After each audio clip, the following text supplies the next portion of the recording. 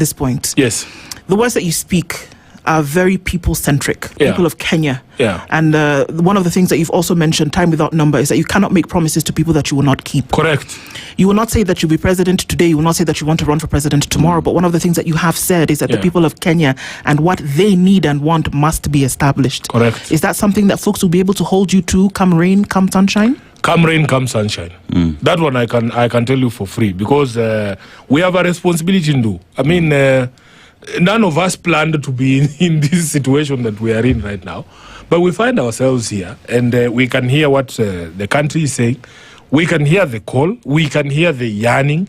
I mean, at the very minimum, you have a responsibility to answer to the call that we can hear out there. We will not make promises that we cannot keep. We will accept that things will be tough, things will be difficult. In fact, I feel bad for the next administration, because if you see the sort of things that these guys are doing right now, they have securitized everything. They have taken debts on everything for like the next 15 years.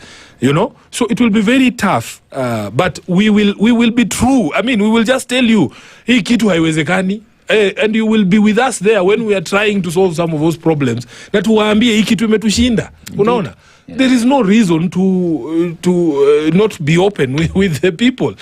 As I've given you the example, if this roof is collapsing and I know it's collapsing, why would I just sit here and allow you to die?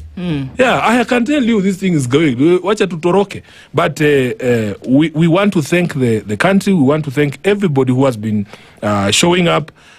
We want to assure you that we come in peace. We want to be able to sell our agenda, our proposals for the country. And I've said the country does not have a hardware problem. The country has a software problem. If we can persuade you guys that it is the software, it is the values in the Constitution, it is about your freedom, it's about democracy, it's about social justice, it's about rule of law. Can I just demonstrate that rule of law point and then we close? You know, we have been asked, for instance, how do you know how jobs are created, Ndu?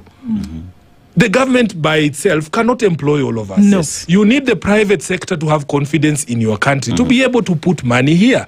Now, the rule of law is such that it's so important and critical, Dennis.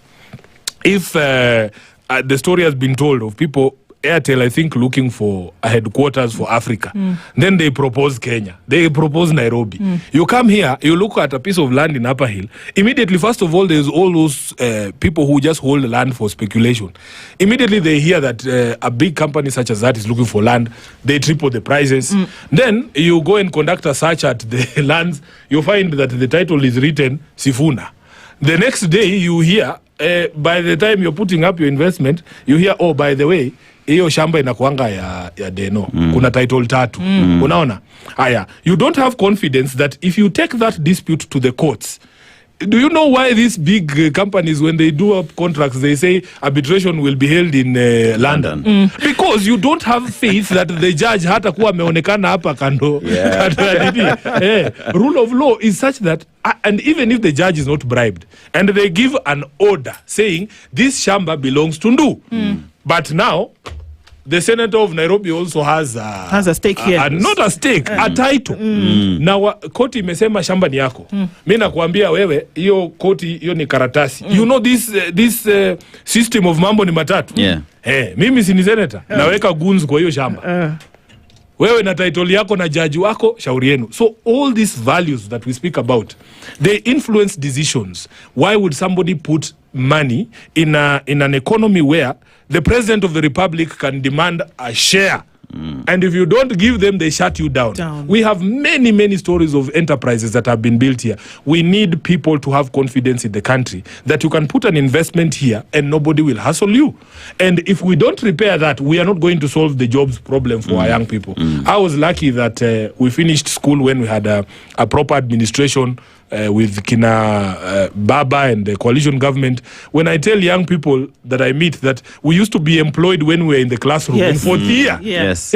I remember even law firms in Nairobi. You know, when we were in law school in Nairobi University, for as long as you made it to the top 20, they used to call it the dean's list.